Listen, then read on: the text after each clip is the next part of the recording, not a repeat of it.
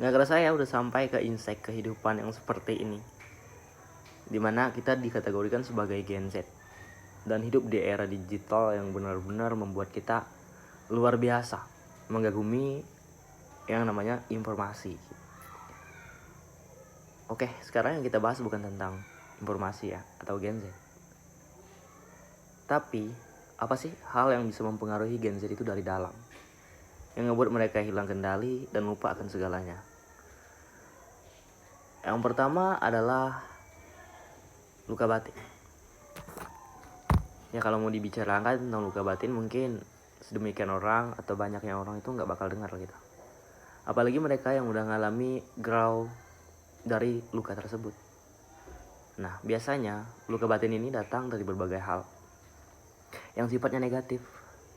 Ya, bisa datang dari kritik saran yang bersifat destruktif, bisa datang dari penolakan. Ya kayak misalnya nyari tempat kerja tapi nggak diterima gitu, padahal udah usaha sekuat tenaga semampu kita. Dan itu juga dapat nimbulin luka batin. Atau kritik dan saran yang bersifat destruktif, kita udah mencoba semampu kita, sebisa kita, tapi tetap aja orang-orang itu menganggap kita rendah dan nggak bisa berbuat apa-apa. Nah itu adalah salah satu hal ya, atau salah dua hal yang bisa ngebuat kita ngerasa luka batin. Atau bahkan tertolak dalam percintaan, gagal dalam kuliah. Luka batin itu datang secara tiba-tiba. Dan biasanya luka batin ini arahnya membawa kita kepada hal yang negatif. Yang pertama, ngebuat kita menjadi takut untuk mencoba hal baru.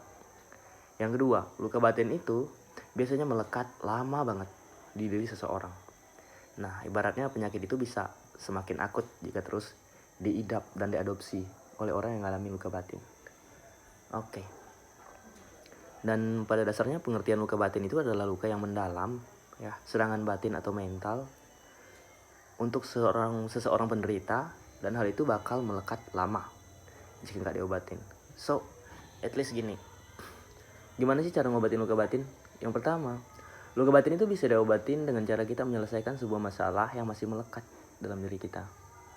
Misalnya nih, kita luka batin dikarenakan kita ditolak nih oleh orang yang kita cintai, dan kita ngalamin yang namanya overthinking, dan luka batin itu terasa melekat karena kita merasa pribadi kita itu nggak pantas untuk orang tersebut, atau kita merasa ditipu, di PHP-in.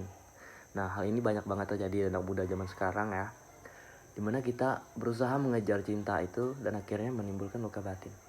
Bisa membuat overthinking, ya ngerasa tertolak dan nggak tertolong lagi gitu dalam kehidupan. Terus kita malah milih hal-hal yang negatif. Luka batin itu sebenarnya bisa diobat dengan cara yang positif banget dalam konteks kekristenan.